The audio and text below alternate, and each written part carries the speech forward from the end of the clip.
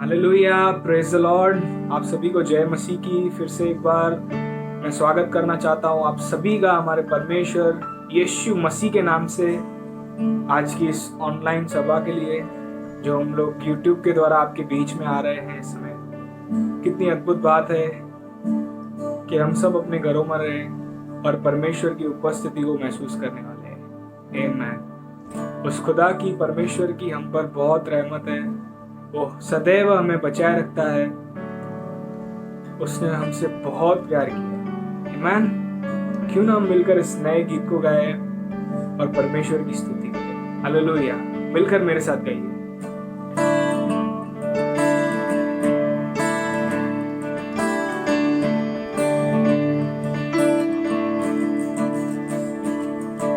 रहमत है तेरी, रहमत है तेरी, रहमत है खुदा। रहमत है तेरी, रहमत है तेरी, रहमत है खुदा। बोलो, रहमत है तेरी, रहमत है तेरी, रहमत है खुदा। रहमत है तेरी, रहमत है तेरी, रहमत है खुदा। हे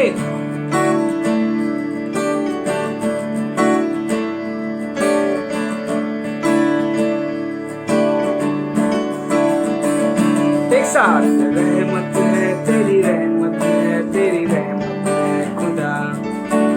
रहमत है तेरी, रहमत है तेरी, रहमत है खुदा। रहमत है तेरी, रहमत है तेरी, रहमत है खुदा। रहमत है तेरी, रहमत है तेरी, रहमत है खुदा। बख्शा है तूने इस नाचीज को, बख्शा है तूने मानव जाति को। बख्शा है तूने इस नाचीज को, बख्शा है तूने मानव जाति को। ऐ सलीब के खून से माफी मिली मुझको, तेरे इश्क के जुनून ने जीत लिया मुझको। ऐ सलीब के खून से माफी मिली मुझको, तेरे इश्क के जुनून ने जीत लिया हमको। रहमत है तेरी, रहमत है तेरी, रहमत है खुदा। रहमत है तेरी, रहमत है तेरी, रहमत है खुदा। बोलो, रहमत है तेरी, रहमत है तेरी, रहमत है खुदा। रहमत है तेरी, रहमत है तेरी, रहमत है खुदा। तालियां।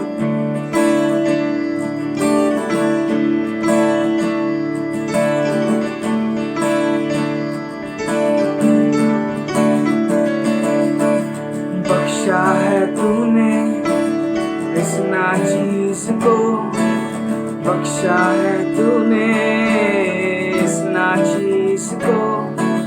बख्शा है तूने मानव जाति को, बख्शा है तूने मानव जाति को। ऐ सलीब के खून से माफी मिली मुझको, तेरे इश्क के जुनून ने जीत लिया मुझको। ऐ सलीब के खून से माफी मिली मुझको, तेरे इश्क के जुनून ने जीत लिया हमको। क्योंकि रहमत है तेरी, रहमत है तेरी, रहमत है खुदा। रहमत है तेरी, रहमत है तेरी, रहमत है खुदा। रहमत है तेरी, रहमत है तेरी, रहमत है खुदा। तेरी रहमत है मेरे खुदा। रहमत है, रहमत है, रहमत है तेरी, रहमत है तेरी, रहमत है खुदा। रहमत है तेरी, रहमत है तेरी, रहमत है खुदा। आमीन। आइए इस समय हम परमेश्वर के वचन की ओर बढ़े। Praise the Lord. जय मसीह की। आज मैं आपके सामने एक अद्भुत बात को लेकर आया हूं भाई बहनों, जो हर एक मनुष्य के जीवन के लिए, आपके लिए, मेरे लिए बहुत जरूरी है। लगातार जीवन में बढ़ते जाना, चलते जाना सबसे इंपॉर्टेंट है। भाई बहनों, हर एक के जीवन में कुछ न कुछ बातें आते रहती है। आज का विषय है स्मॉल फेथफुलनेस, ग्रेट रिवार्ड्स। छोटी छोटी बातों में विश्वास योग्यता और बड़े बड़े पुरस्कार। भाइयों बहनों, आप देखोगे, मैं इंग्लिश में बोलना चाहता हूं, tests brings testimonies, trials brings destinations, exams brings opportunities, attempts brings results, and last, challenges brings success। जितनी भी परीक्षाएं होंगी आप गवाह बनोगे। जितने भी संघर्ष आपके जीवन में आएंगे आप मंजिल तक पहुंच जाओगे। जितनी परीक्षाएं, एग्जाम्स होंगी आपके लिए नए नए रास्ते खोले जाएंगे। जितनी आप कोशिश करोगे उतने आपके पास उत्तर आएंगे, और जितनी आप चुनौतियों का सामना करोगे उतनी आपकी सक्सेस की लेवल सबसे ऊपर है। बात इतनी है कि आप बने रहें। आपकी लगातार प्रार्थनाएं आपको उन्नति की तरफ लेकर जाएंगी। लगातार कोशिशें आपके जीवन में से संघर्ष को मिटा देंगी। एक छोटी पानी की बूंद है ना, जब एक बड़े से पत्थर पर टप टप करके गिरती है ना, तो उसका कोई हस्ती ही नहीं होती, वो उड़ जाती है, बिखर जाती है। लेकिन लगातार बहने के बाद, रोज बहने के बाद आखिर एक दिन भाइयों बहनों वो चट्टान को, मजबूत से मजबूत चट्टान में दरार लाकर उसे तोड़ देती। आज का विषय कुछ ऐसा। भाइयों बहनों, आज मैं वचन के द्वारा आपके सामने आया हूं। सबसे पहले मैं वचन को पढ़ना चाहता हूं, मत्ती किताब 25वें अध्याय के 14 वचन को। आप देखोगे मत्ती किताब 25वां अध्याय एक अद्भुत अध्याय। आप 25वें अध्याय के 1 से लेकर 13 तक जब आप पढ़ते हो तो आपको पता चलेगा कि 10 कुंवारियों के बारे में। 5 बुद्धिमान थी, 5 मूर्ख थी। जो तेल जमा करती है और जो तेल नहीं जमा करती है, जो रात पर जागती है और जो सो जाती है। ये दिखाता है 13 वचन तक तैयारी का जीवन। उसके बाद 14th वचन से लेकर 30 वचन तक, जो आज के विषय के द्वारा मैं सिखाने वाला हूं, विश्वास योग्य दास के बारे में। उसके बाद 25वें अध्याय के मत्ती के 31 से लेकर 46 तक न्याय के दिन के बारे में बताया। अंतिम दिनों में, न्याय के समय में क्या होगा। 1 से लेके 13 तक तैयारी का जीवन बताता है, और 31 से लेके 46 तक, 46 तक अंतिम दिन में, न्याय के दिन में क्या क्या होगा, वो बातों को बताया गया है ये अध्याय में। लेकिन बीच का पोर्शन जो मत्ती किताब 25वां अध्याय के 14 वचन से लेके 30 वचन तक बताया गया है, वो है हमारे रोज का जीवन। उसमें बताया गया है, मैं बताना चाहता हूं, ध्यान से सुनना आज का वचन। 14 वचन से मैं पढ़ना चाहता हूं। यह उस मनुष्य की सी दशा है जिसने परदेश जाते समय एक स्वामी ने अपने दासों को बुलाकर अपनी संपत्ति उनको बांट दी। उसमें से एक को 5 तोड़े दिए, दूसरे को 2 तोड़े दिए, तीसरे को सिर्फ 1 तोड़ा दिया, और हर एक को उसके सामर्थ्य के अनुसार। भाई बहनों, आगे वचन में लिखा है कि जिसने 5 तोड़े जिसको मिले थे, जब वो बंदा चला गया, जिसे 5 तोड़े मिले थे उसने 5 और कमाए, जिसको 3 मिले थे उसने 3 और कमाए, जिसको 1 मिला था उसने मिट्टी खोदी और 1 को छुपा दिया। आगे वचन में लिखा है कि जब वो स्वामी वापस आया तब उसने तीनों दासों को बुलाया। हाँ भाई बहनों, जब वो तीनों उसके सामने आए, पहले ने बताया कि उसने 5 के बदले 5 कमाए, और दूसरे ने बताया 2 के बदले और 2 कमाए हैं। तीसरे ने कहा कि मैंने 1 जो मिला था वो भी छुपा के रखा है, क्योंकि मैं जानता हूं कि तू कठोर है, अगर वो मुझसे गुम हो गया या वो सही इस्तेमाल नहीं किया तो तू उससे मुझसे खतरनाक हिसाब ले। हाँ भाइयों बहनों, आज मैं आपको बताना चाहता हूं अकाउंटेबिलिटी। रोज का जो जीवन है उसमें हमें जो मिला है, जो प्रभु ने हमें दिया है, परिवार, बिजनेस, हमारा आत्मिक जीवन, हमारी कलीसिया, हमारे पड़ोसी, हमारे दोस्त, हमारे रिश्तेदार, उनके साथ रोज का जीवन, रेगुलर जीवन जीते रहें और उस दिन का इंतजार करें जब हम इन बातों में से निकलकर बड़े अधिकारी बनेंगे। क्योंकि छोटी छोटी बातें, परिवार, कलीसिया, हमारा बिजनेस, हमारा आत्मिक जीवन, प्रभु ने हमें ये तोड़ों के रूप में दिया है जिसे हमें बढ़ाना है। भाइयों बहनों, इंग्लिश में टैलेंट लिखा है, टैलेंट का मतलब गुण भी है, हमारे विशेषताएं भी हमें दी गई है। अगर हमारे पास 5 गुण है तो हम उसे चमकाएं, जिसे 10 बनाए, 2 है तो हम उन्हें 4 बनाए।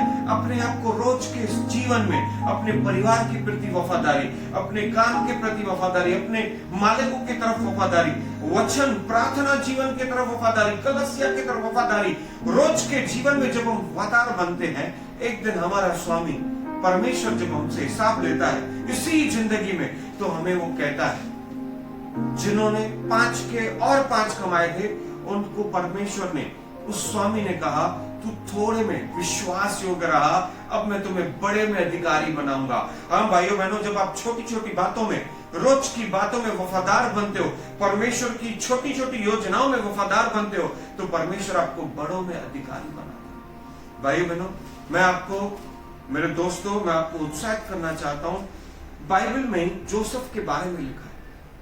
अगर जोसेफ के बारे में हम लोग देखें तो बहुत ही सामर्थी वचन है कि जोसेफ को परमेश्वर ने एक दर्शन दिखाया कि उसके माता पिता और उसके भाई उसे सलाम करें। फिर दिखाया पूरी सृष्टि उसके सामने सजदा करेगी, झुकेगी।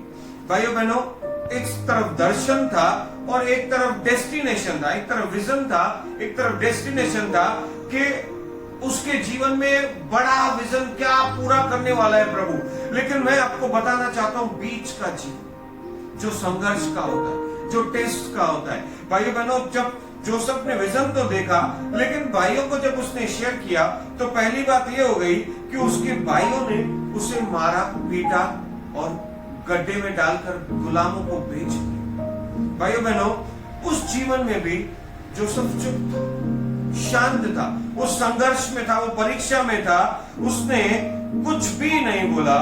और उसके बाद जब उस गुलामों ने उसे पोतीपर को बेचा, पोतीपर के पास जब वो गया तो पोतीपर के पास वो दिन रात काम करने लगा, उसने कोई कंप्लेन नहीं करी, रोज का जीवन उसका नॉर्मल चलने लगा। वचन में लिखा है कि जोसेफ के साथ परमेश्वर था, क्योंकि वो परमेश्वर के साथ जीवन व्यतीत करता था और रोज के जीवन के द्वारा परमेश्वर ने जोसेफ को इतना बुद्धिमान बनाया, उसका स्वामी पोतीपर तक आशीषित हो गया। लेकिन उस समय भी, उस गुलामी में भी, पोतीपर की गुलामी में भी जोसेफ शांत मन रहा। उसके बाद पोतीपर की पत्नी ने उसे इल्जाम लगाया और वो जेल में पहुंचा दिया गया। हाँ भाइयों बहनों, जेल में भी उसने कोई कंप्लेन नहीं की, वो जेलर की तरफ वफादार रहा। जेल में भी उसने दर्शन को देखा और उत्तर पाए। मैं आपको बताना चाहता हूं, जब भाइयों ने उसे मारा तो वो एक चीज को देखा कि उस परीक्षा के समय, उस संघर्ष के समय जिस स्थान पे था वो वहां से निकलकर उसे नया रास्ता मिला। जब वो गुलाम बनाया गया, उसने कोई कंप्लेन नहीं की, तो आगे चल के जब वो मिस्र में पहुंचा तब उसे गुलामी का एहसास था। इसके लिए उसने अपने साथ में काम करने वालों को गुलाम के जैसा नहीं, लेकिन एक काम करने वाले वर्कर के सामने इस्तेमाल किया, सिपाहियों को इस्तेमाल किया। जब पोतीपर के पास था वो, उसने खेती बाड़ी के बारे में सीखा और वो बुद्धिमान बनता हुआ गया। रोज के जीवन में से उसने रोज प्रभु के द्वारा नई नई बातों को सीखा। जब उसके ऊपर पत्नी ने, पोतीपर की पत्नी ने इल्जाम लगाया, तब वो जानने लगा कि जीवन में कितना अपने इल्जाम लगा। भाइयों बहनों, जब पोतीपर ने उसे उस इल्जाम की वजह से जेल में डाला, जेल में जब उसने दर्शन देखा, दर्शन को द्वारा उसने किसी और के दर्शनों को अर्थ बताया, तब प्रभु के द्वारा वो समझ गया कि उसे क्या करना है। भाइयों बहनों, पहले भाइयों के द्वारा उसका रास्ता खुला, गुलामी के द्वारा उसके पास नए एक स्थान पे वो पहुंच गया, पोतीफर के घर पे पहुंच गया, जहां पे उसने एक नए विजन, जो होने वाला जीवन था उसका, उसके बारे में प्रभु ने उसे गाइड किया। जब जेल में था तो प्रभु ने उसे बुद्धि दिया, दर्शन, वेदों को खोलने की बुद्धि दिया। हाँ भाई बहनों, आप देखोगे परमेश्वर ने उसे रोज के जीवन के द्वारा प्रैक्टिस करवाया और आखिर में उसे मिस्र में पहुंचाया। मिस्र में जब उस फैरो राजा ने जो दर्शन देखा, इन बातों के लिए भी रोज के जीवन के विश्वास योग्यता में जिस स्थान पे प्रभु उसे लेकर गया, कोई कंप्लेंट नहीं की, वो अपना रोज का जीवन जीते रहा। और उसी एग्जाम्पल्स के द्वारा, उसी रोज के जीवन के द्वारा जब वो फैरो के भवन में पहुंचाया गया, सबसे पहले उसने राजा के दर्शन का अर्थ बताया। फिर उसने 7 साल के अकाल और 7 साल के आशीषों के बारे में फिरौन के लोगों को इस्तेमाल किया। और भाई बहनों, इस बुद्धि के द्वारा फैरो राजा ने उसे प्राइम मिनिस्टर बनाया।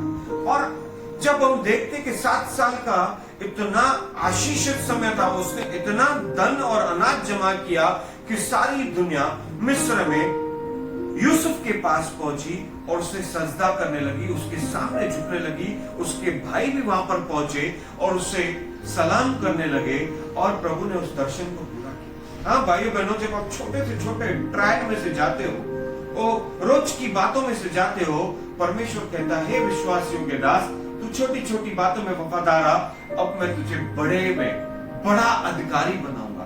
अब भाइयों बहनों, मैं एक और वचन को पढ़ना चाहता हूँ। यशायाह की किताब एक सुंदर किताब है जो मुझे बेहद पसंद है। उसमें यशायाह किताब में 64 अध्याय में 8वें वचन में लिखा है, हे यहोवा परमेश्वर, तू हमारा पिता है, देख हम तो मिट्टी है और तू हमारा कुम्हार है। इस वचन में प्रभु हमसे कहना चाहता है, ये वचन हमें सिखा रहा है कि वो हमारा पिता परमेश्वर, और हम मिट्टी है लेकिन वो कुम्हार है। भाई बहनों, पिता एक कुम्हार की जैसे। मुझे एक कहानी याद आती है। एक जगह पे दौड़ थी, रेस थी, और वहां पे काफी सारे लोग थे दौड़ को जीतने के लिए, दौड़ने के लिए। वहां पर सब लोग दौड़ने लगे और अचानक उस दौड़ में एक व्यक्ति जिसके मांसपेशियों में अचानक से खिंचाव आया और वो उसी समय गिर पड़ा। सब लोग, पूरे स्टेडियम में सब लोग हैरान हो गए, सब लोग खड़े हो गए कि क्या हुआ उसे। लेकिन वो व्यक्ति अचानक से उठा और लंगड़ाते हुए दौड़ने लगा। और इतने में उसका पिता भी वहां से दौड़ते आया और उसका हाथ पकड़कर अपने कंधे पर रखा, और वो लंगड़ाते हुए उस कंधे पर हाथ रखते हुए उस दौड़ में आगे बढ़ने लगा। भाइयों बहनों, मेरे दोस्तों को जीता नहीं, वो उस रेस को हार चुका था, लेकिन उसने एक बात को सिखा दिया हमें, जो बहुत ही सुंदर बात सीखने को मिलती है कि रेस या दौड़ जीते या नहीं जीते, परंतु रेस या अपनी दौड़ पूरी जरूर करनी है। और फाइनली मैं बताना चाहता हूं, जिन्होंने रेस को जीता उन्हें तो शायद इनाम मिला होगा, प्राइज मिली होगी, मेडल मिला होगा, लेकिन ये व्यक्ति ने जब दौड़ को खत्म की, मेरे दोस्तों, मैं बताना चाहता हूं, मेरे सुनने वालों, सब लोगों ने खड़े होकर इस पिता के लिए और इस बेटे के लिए तालियां बजाई। हाँ भाइयों बहनों, मेरे दोस्तों, मैं बताना चाहता हूं, जो रेस, जो दौड़ आप शुरू करते हो, कहां पर भी थकना नहीं, रोज चलते जाना, रोज आगे बढ़ते जाना। चाहे तुम गिरो, तुम्हें पिता सहारा देगा, लेकिन तुम उस दौड़ में आगे। इस वचन में हम देखते हैं कि पिता हमारा कुम्हार है। भाई बहनों, ये एग्जाम्पल इतना प्यारा है, इतना सुंदर है कि आप देखोगे, एक कुम्हार की कहानी मैं बताना चाहता हूं। सबसे पहले कुम्हार एक मिट्टी को लेता है, इसकी कोई वैल्यू नहीं रहती, लेकिन वो उसमें अपना पसीना और पानी मिलाकर उसे गूंदता है और एक चरखे पर रखता है। हाँ भाइयों बहनों, उस चरखे पे गूंदने के बाद वो अपने हाथों से उस मिट्टी को घोलते रहता है, उसे आकार देते रहता है, आकार देते रहता है। वो गोल घूमते रहता है चक्रा, वो चरखी गोल घूमते रहती है, मिट्टी गोल घूमते रहती है। भाई बहनों, उस मिट्टी को लगता है मेरा जीवन क्या है, रोज मैं सिर्फ गोल घूम रहा हूं, गोल घूम रहा हूं, गोल घूम रहा हूं। लेकिन बरोबर से सही समय पे कुम्हार उसको अपना आकार देता है। हाँ भाइयों बहनों, रोज के जीवन में परमेश्वर भी आपको नया आकार देते जाता है। एक दिन दबाव देगा, एक दिन खुला छोड़ेगा, आखिर वो आपको शेप देते हुए बड़ा बनाते जाता है, गोल बनाते जाता है, सुंदर बनाते जाता है। वो गोल घूमना, रोज का गोल घूमना, लगातार गोल घूमना कोई व्यर्थ नहीं है। ये टेस्ट है, ये संघर्ष है, ये अपॉर्चुनिटी है कि आप किस प्रकार का आकार लोगे और आखिर में कुम्हार उसे एक नया आकार देके एक आदर का बर्तन बनाता है, उसे सुंदर बर्तन बनाता है। हाँ भाइयों बहनों, बहुत सुंदर बात है। आप और मैं एक मिट्टी, हमारा परमेश्वर हमारा कुम्हार है, वो हमें नया आकार देता है रोज के जीवन के द्वारा। एक और एक अद्भुत मैं गवाही बताना चाहता हूँ पवित्र शास्त्र से। भाई बहनों, मैं जोशुआ के पास लेकर जाना चाहता हूँ। जोशुआ और पूरा इजराइल, जब परमेश्वर ने उन्हें सुंदर वादा दिया कि मैं तुम्हें दूध और मध के देश में लेकर जाऊंगा, और जोशुआ के ऊपर वो सारा कार्य है, वो अपॉर्चुनिटी जोशुआ को मिली। और जोशुआ ने जब उस कार्य को आगे बढ़ाने के लिए सोचा तो वहां पर एक यरीहो की दीवार है। हाँ भाइयों बहनों, प्रॉब्लम आया, लेकिन प्रभु उसके साथ थे। चुनौती आई, चैलेंज आया, लेकिन प्रभु ने उसे गाइड किया। भाई बहनों, प्रभु ने उसे एक बात को गाइड किया कि वो दीवार काफी चौड़ी थी, काफी ऊंची थी। प्रभु ने उसे गाइड किया कि जोशुआ एक काम कर, इजराइलियों पुरनियों के साथ तू मिलकर उस दीवार, उस यरीहो नगर के चारों ओर, जो दीवार काफी चौड़ी थी, काफी लंबी थी, उसके चारों ओर तू इजराइलियों के साथ मिलकर रोज लगातार 6 दिन एक चक्कर मारा। भाई बहनों, जब पहले दिन उन्होंने चक्कर मारा तो शायद सबके मन में एक बात आई होगी, आज कुछ नहीं। दूसरा दिन, दूसरा राउंड जब उन्होंने लगाया होगा, फिर लगा होगा कुछ बात नहीं। लेकिन जोशुआ ने उन्हें सिखाया था कि मैं 6 दिन लगातार एक चक्कर मारूं और उसमें उन्हें शांत रहना। हाँ भाई बहनों, आपके जीवन में लगातार रोज के जीवन में जो प्रभु ने आपको दिया है, सही समय के लिए, सही अपॉर्चुनिटी के लिए, सही दिन के लिए आप रुके रहे। वो लोग रुके रहे, उन्होंने अपने जबान को जैसे बंद करके रखा था, किसी ने कोई भी विरोध नहीं किया, कोई भी बात नहीं की, शांत मन, कोई कंप्लेंट नहीं की। तीसरे दिन भी चक्कर, शांत मन, कुछ भी नहीं हुआ। चौथे दिन भी चक्कर लगा, कुछ भी नहीं हुआ, लेकिन वो शांत मन से प्रभु की आज्ञा पालन करते हुए रोजमर्रा के काम में लगे थे।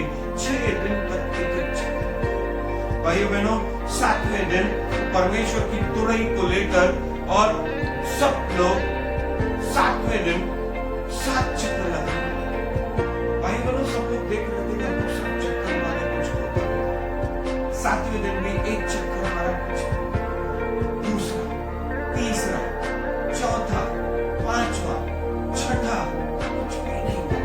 लेकिन उन्होंने आराम से चुपचाप परमेश्वर की आज्ञा पालन करते हुए प्रभु के दास के साथ मिलकर शांत मन के साथ, शांत रीति के साथ 6 दिन पहले एक चक्कर, 12 चक्कर मार चुके थे। 13वें चक्कर में प्रभु ने जैसे ही कहा उन्हें, 13वां चक्कर जब तुम लगाओ तो तुरैया बजाना, ललकार करना, प्रभु की स्तुति करना। हाँ भाई बहनों, जब उन्होंने उस अपॉर्चुनिटी, उस दिन 7वें चक्कर में जब तुरई बजाई, ललकार की, प्रभु की आराधना की, स्तुति की, भाई बहनों, उस दिन विश्वास योग्य लोग बने रहे, शांत बने रहे। भाई बहनों, उस दिन जब उन्होंने तुरई बजाई, स्तुति आराधना की, यरीहो की दीवार धाड़ करके, दर दर करके गिर गई, और जो लंबी थी दोनों साइड गिरी, ताकि ये स्लाइड्स के जैसा, एक सीढ़ियों के जैसा यहां से चढ़ के ऐसे आके यरीहो देश में उतर गई। विश्वास योग्यता में बड़ा चमत्कार। जब आप छोटी छोटी बातों में विश्वास योग्य बनते हो, परमेश्वर तुम्हें बड़े बड़े बातों में अधिकारी बनाता है। हाँ भाइयों बहनों, आज मैं आपको उत्साहित करना चाहता हूं, इस समय आप शांत रीति से, जैसे अपने घरों में लगातार प्रार्थना कर रहे, लगातार वचन पढ़ रहे, लगातार शांत मन से हैं, ओ प्रभु, आप आपके परिवार के साथ, पड़ोसियों के साथ, अपने अपने स्थान पर शांत रीति से लगातार प्रार्थना कर रहे हो, विश्वास में बढ़ रहे हो, वचन पढ़ रहे हो, आराधना कर रहे हो और लगातार रुके हुए हो, तो ध्यान करिए, आप परमेश्वर को अकाउंटेबिलिटी दे रहे हो। जो उसने आज्ञा दी है उसमें आप बने रहो, निश्चिंत रहो। परमेश्वर आने वाले कुछ ही दिनों में, शायद 2 दिनों में, 4 दिनों में नए अपॉर्चुनिटीज खोलने वाला है, नई बातों को करने वाला है। और आपका भी एक समय आएगा, आपका कुंभार, आपका और मेरा परमेश्वर में नया एक बर्तन बनाएगा, आदर का बर्तन, सक्सेसफुल बर्तन, एक आशीषों का स्थान हमें बनाएगा और परमेश्वर हमें बहुतायत के साथ भाई बहनों इस्तेमाल करेगा। मैं चाहता हूं वो जैसे उस विश्वास योग्य दास ने 5 के बदले 5 कमा कर दिए, 10 कर दिए और पिता ने उसे कहा कि ये भी तू रख, क्योंकि मैं तुझे बड़ा अधिकारी बनाने वाला हूं। हाँ भाइयों बहनों, जॉन की किताब 14 अध्याय का 12 वचन में लिखा है कि तुम विश्वास करो और तुम विश्वास योग्य बने रहो, तो मुझ में मैंने जो काम किए उससे भी बड़े बड़े काम तुम करोगे। भाइयों बहनों, मेरे दोस्तों, मैं आज के द्वारा आपके वचनों को, परमेश्वर के वचनों के द्वारा मैं आपको उत्साहित करना चाहता हूं, बने रहो, विश्वास योग्य बने रहो, आपकी अकाउंटेबिलिटी दो, परमेश्वर के वचन को सीखते जाओ। सही समय पे परमेश्वर आपके जीवन में रखे हुए दर्शनों को, वो प्लान्स को, जो यिर्मयाह 29:11 कहता है, कुशल के हैं, हानि के नहीं। आने वाले दिनों में आपके पास कोई हानि नहीं होगी, आनंद होगा, आशीष होगा और प्रभु की आराधना होगी और प्रभु की तुम जीवित जिंदा गवाह बनोगे। Thank you and God bless you. प्रभु आपको आज के वचन से आशीष करे और हम लोग आराधना में भी जब जुड़ेंगे, हम परमेश्वर की आज जबरदस्त आराधना करेंगे। God bless you.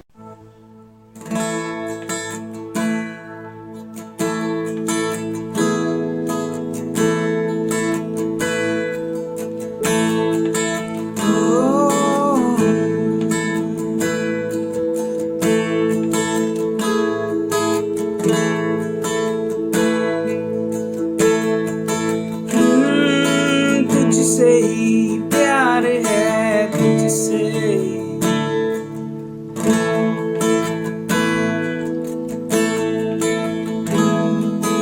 तुझसे ही यारी है, तुझसे ही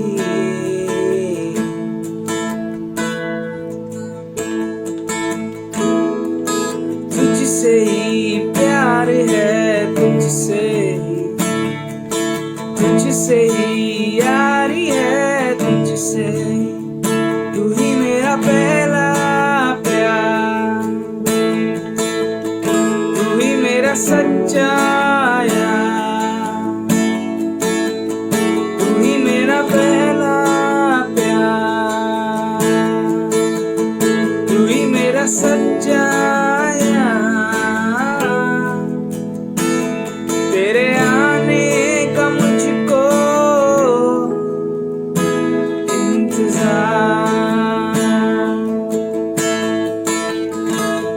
तेरे आने का मुझको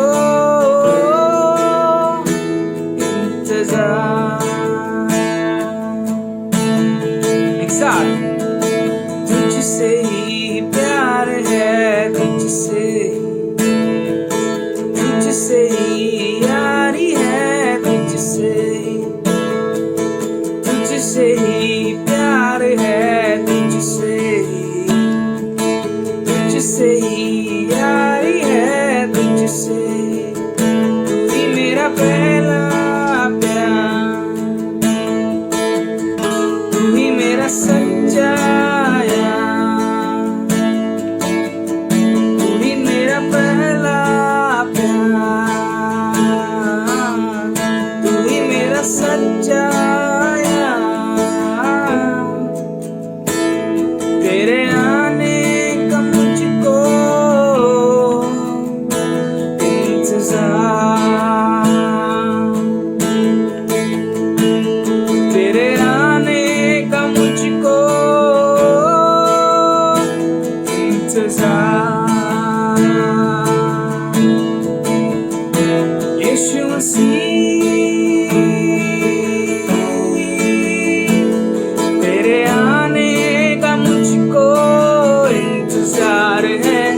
यीशु मसीह, तेरे आने का मुझको इंतजार है। यीशु मसीह, तेरे आने का मुझको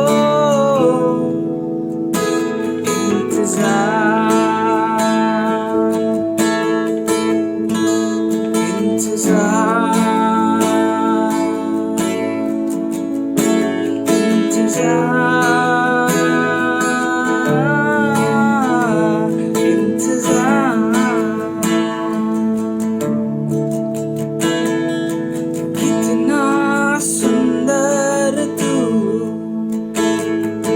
कितना प्यारा तू, सबसे अच्छा है तू यीशु।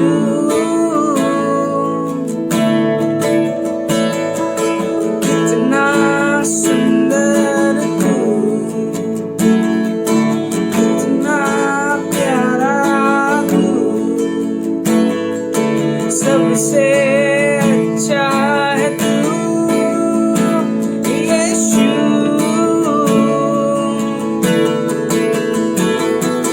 कितना सुंदर तू, कितना प्यारा तू, सबसे अच्छा है तू यीशु। यीशु मसीह, तेरे आने का मुझको इंतजार है। यीशु मसीह, तेरे आने का मुझको इंतजार है। यीशु मसीह, तेरे आने का मुझको इंतजार।